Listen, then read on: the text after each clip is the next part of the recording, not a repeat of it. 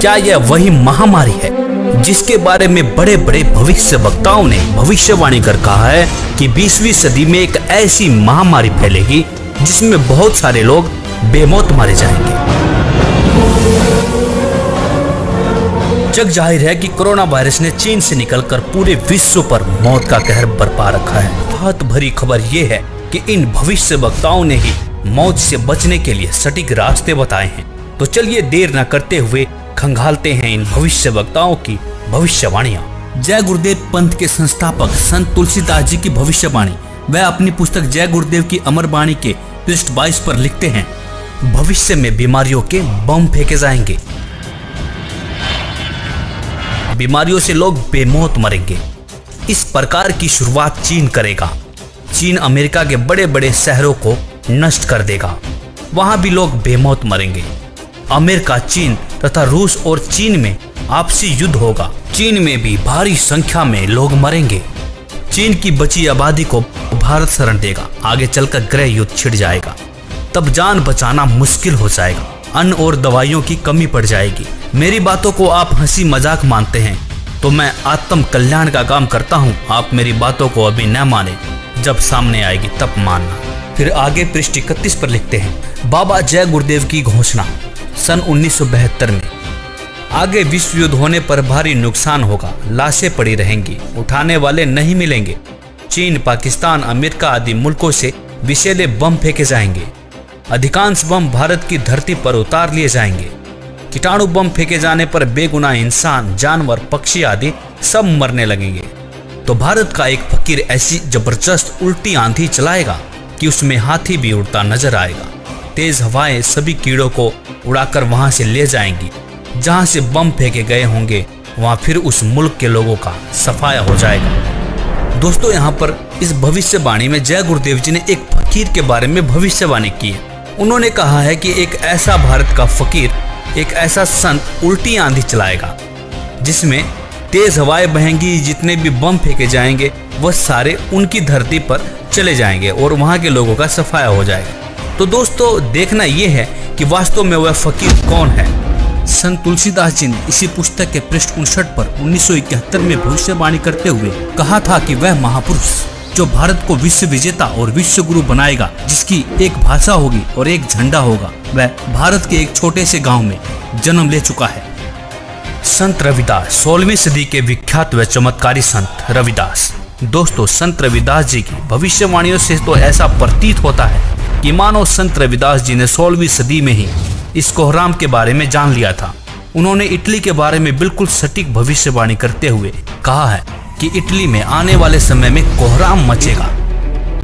दोस्तों, आपको बता दें कि इटली में कोरोना ने मौत का एक ऐसा तांडव मचाया है कि 13,000 से ज्यादा लोग मर चुके हैं और 1,10,000 से ज्यादा लोग संक्रमित हैं। संत रविदास जी लिखते हैं, भारत में अवतारी होगा जो अति विस्मयकारी होगा, ज्ञानी और विज्ञानी होगा, वो अद्भुत सेनानी होगा। जीते जी कई बार मरेगा, सदम वेश में जो विचरेगा। देश बचाने के लिए होगा एक आह्वान, युग परिवर्तन के लिए चले प्रबल तूफान। तीनों ओर से होगा हमला, देश के अंदर द्रोही घपला। सभी तरफ कोहराम मचेगा, कैसे हिंदुस्तान बचेगा। नेता, मंत्री और अधिकारी, जान बचाना होगा भारी। छोड़ सब मैदान भागेंगे, सब अपने अपने घर दुबकेंगे। जिन जिन भारत मात सताई, जिसने इसकी करी लुटाई, ढूंढ ढूंढ कर बदला लेगा, सब हिसाब चुकता कर देगा। चीन अरब की धुरी बनेगी, विध्वंसक ताकत उभरेगी। सभी तरफ संगीन लड़ाई, घाटे में होंगे ईसाई। इटली में कोहराम मचेगा। जी हाँ, जहाँ पर 13,000 से ज्यादा लोग मर चुके हों, उसे कोहराम कहना गलत नहीं होगा। इससे बड़ी क्या त्रासदी हो सकती है। लंदन सागर में डूबेगा, जो तीसरा प्रलयंकारी, जो होगा भारी सहारी। भारत होगा विश्व विजेता, भारत होगा विश्व का नेता। दुनिया का कार्यालय होगा, भारत में न्यायालय होगा। तब सतयुग दर्शन आएगा, संत राज सुख बरसाएगा। सहस्त्र वर्ष तक सतयुग लागे, विश्व गुरु बन भारत जागे। जैसे कि तुलसीदास जी ने एक फकीर, एक संत के बारे में भविष्यवाणी की थी, उसी संत के बारे में भविष्यवाणी यहाँ पर रविदास जी भी कर रहे हैं। कह रहे हैं कि तब सतयुग दर्शन आएगा, संत राज सुख बरसाएगा, सहस्र वर्ष तक सतयुग लागे, विश्व गुरु मन भारत जागे। जैसा कि आपने पढ़ा कि दुनिया का कार्यालय होगा, भारत में न्यायालय होगा। तो न्यायालय से तात्पर्य है ICJ, मतलब इंटरनेशनल कोर्ट ऑफ जस्टिस, जो कि वर्तमान में अमेरिका में है, वह भारत में चला आएगा।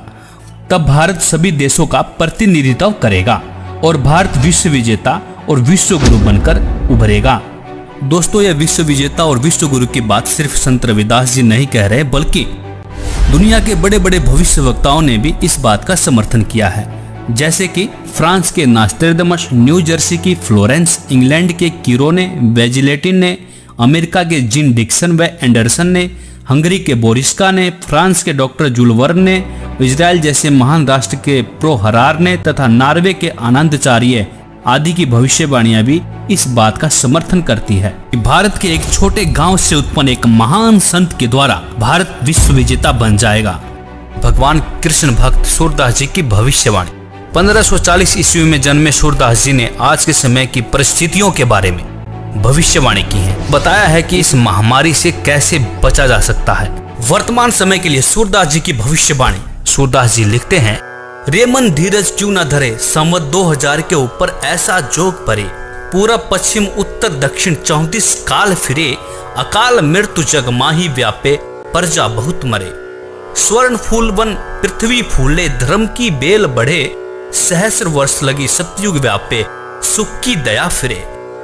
काल जाल से वही बचेगा जो गुरु का ध्यान धरे, सूरदास ये हरि की लीला तारे नहीं डरे। यहाँ पर सूरदास जी साफ साफ शब्दों में कह रहे हैं कि काल जाल से वही बचेगा जो गुरु का ध्यान धरे। तो दोस्तों, सूरदास जी यहाँ पर विज्ञान को भी चुनौती दे रहे हैं। वैज्ञानिक पावर से नहीं, आध्यात्मिक शक्ति से बचाव हो सकता है। तो कहा भी जाता है कि भगवान से विज्ञान है, विज्ञान से भगवान नहीं है। भविष्यवाणियां देखने के बाद अब बारी आती है कि इस गंभीर समस्या से, मौत जैसे काल से कैसे बचा जा सके। यहाँ पर सूरदास जी कहते हैं कि जो गुरु की शरण में जाकर भक्ति करेगा, काल जाल से बच सकता है। तो इस भविष्यवाणी की सच्चाई को परखने के लिए हमने भारत के प्रसिद्ध गुरुओं की विचारधारा को खोजना शुरू किया तो पाया कि लगभग सभी बड़े बड़े तिलकधारी, कथावाचक, मंडलेश्वर व महामंडलेश्वर, धर्म की रक्षा करने वाले धर्म गुरु अपने भगवानों से विश्वास खोए हुए वैज्ञानिक टिप्स देते हुए नजर आए। किसी धर्म गुरु को अपने इष्ट देव पर भरोसा ही नहीं देखने को मिला। लेकिन ऐसे में हमें संत रामपाल जी की विचारधारा मिली। उन्होंने अपने प्रभु के प्रति विश्वास से लबालब वेदों के प्रमाण दिखाए और कहा कि यदि आप किसी भी बीमारी या मौत से बचना चाहते हैं तो परमेश्वर की शास्त्र अनुकूल साधना करें। परमेश्वर आपकी मृत्यु क्या, आपकी आयु को 100 वर्ष तक बढ़ा सकता है।